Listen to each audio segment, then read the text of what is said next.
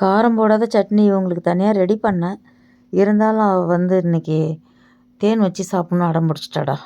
இப்போ தம்பி சாப்பிட்டு சொல்கிறான் எப்படி இருக்குன்னு. செல்லம் எல்லோரும் எப்படி இருக்கீங்க?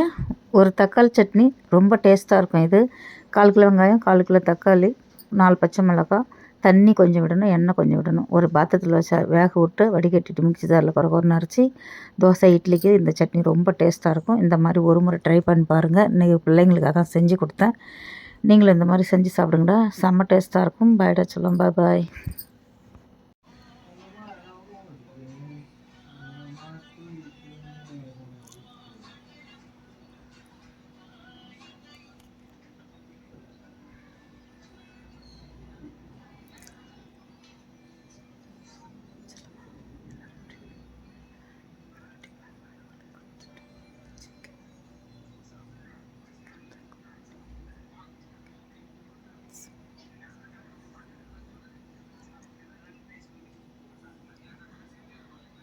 ஹலோ செல்லம்மா, எல்லோரும் எப்படி இருக்கீங்க?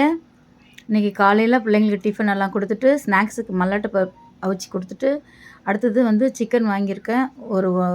அந்த சிக்கனை கிரேவி பண்ணிவிட்டு வெத்து சாம்பார் வச்சு பிள்ளைங்களுக்கு மதியம் கொடுக்க போகிறேன். மதியம் சாப்பாடு செய்கிறது தனியாக எடுத்து காமிக்கிறேன் உங்ககிட்ட. இப்போ காலை டிஃபனுக்கு சப்பாத்தியும் கிச்சடியும் வச்சு கொடுத்து வேலையை முடிச்சுட்டா.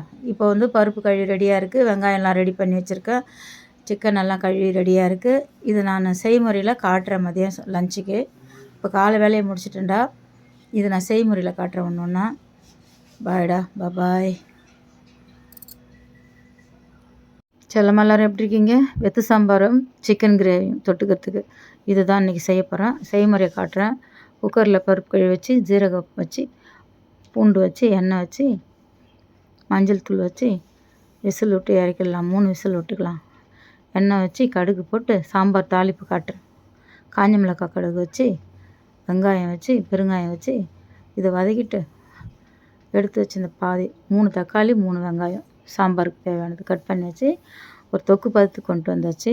பருப்பு மஞ்சள் பொடிலாம் வச்சு பருப்பு அவியல் பண்ணி வச்சுருந்தேன். பூண்டெல்லாம் போட்டு அதை விட்டுக்கிட்டேன். சாம்பார் கொதிச்சிருச்சு. இப்போ இந்த புளிக்கு பற்றி எலுமிச்சம்பழம் இருக்குது, அதனால் வச்சுக்கிட்டேன்.